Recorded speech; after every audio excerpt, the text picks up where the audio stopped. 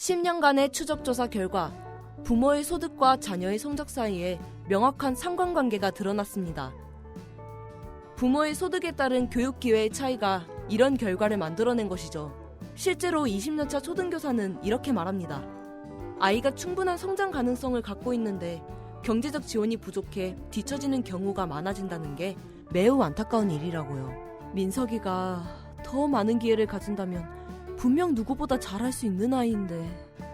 이 문제는 어떻게 해결할 수 있을까요?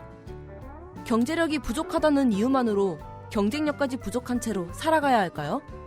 한국직업능력연구원은 이 문제에 대해 가장 확실한 해결책을 제시했습니다. 부모가 고소득층이 아님에도 불구하고 상위권인 아이들에게서 발견되는 공통점이 있었죠. 바로 읽기입니다.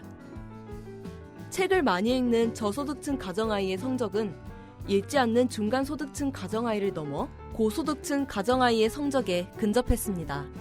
엄마! 나 이번에 또 성적이 올랐어요! 하지만 모든 아이들이 읽기를 좋아하지 않죠. 재미없어! 유튜브 볼래! 요즘 상당수 아이들은 기능적 문맹 상태입니다. 글자는 읽을 줄 알지만 내용을 제대로 이해하지 못하는 거죠. 전통적 문맹, 가나다라, ABCD와 같은 글을 전혀 모르는 사람, 기능적 문맹, 글은 읽을 줄 알지만 의미를 파악하지 못하는 사람.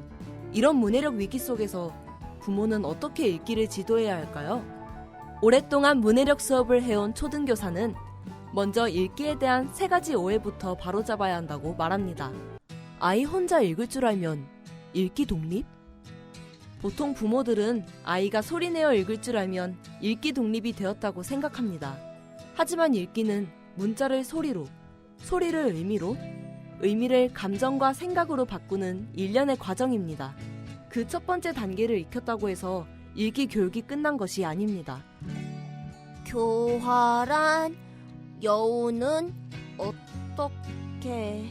따라서 아이의 문해력을 파악해 적절한 수준의 책을 읽는 것이 중요한데요. 함께 소리내어 읽어보면 파악이 가능합니다. 이때 아이에게 가장 효과적인 책은 아이가 완전히 이해할 수 있는 쉬운 책보다는 현 수준보다 약간 높아 배울 것이 있는 책입니다. 무조건 많이 읽을수록 좋을까? 한때는 다독, 속독이 만능인 것처럼 여겨지는 때도 있었습니다만 반드시 그렇지는 않습니다. 제한된 시간 안에 지나치게 많은 양의 정보를 머릿속에 옮겨 넣으려고 하는 것은 꽉 찬 뱃속에 억지로 음식을 집어넣는 것과 같습니다. 한 권을 읽더라도 제대로 소화시키는 것이 중요하죠. 이 주인공은 왜 이런 선택을 했을까? 아이와 함께 묻고 답하며 양보다 질에 집중하는 시간을 가져보세요. 학습 만화 읽는 아이, 괜찮을까?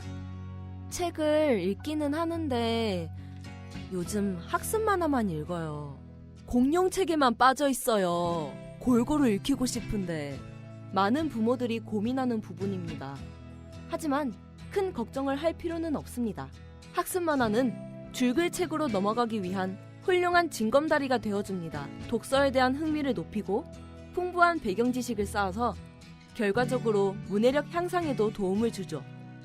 그리고 어떤 특정 분야의 독서에 집중하는 아이들이 있는데요. 사실 한 가지 장르, 한 작가의 책만 보는 좁은 독서는 전혀 문제가 되지 않습니다.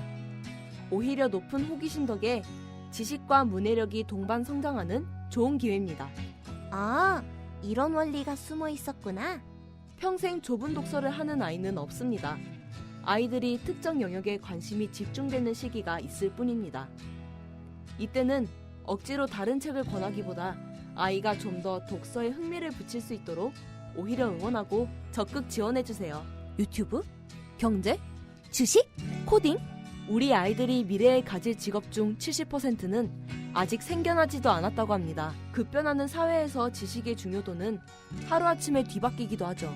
이런 불확실한 미래를 대비해 아이에게 물려줘야 할 1순위는 돈도 주식도 특정 지식도 아닌 바로 문해력입니다. 우리 아이의 미래를 결정할 읽기 교육의 강력한 힘! 평생 공부의 기초 체력은 문해력입니다.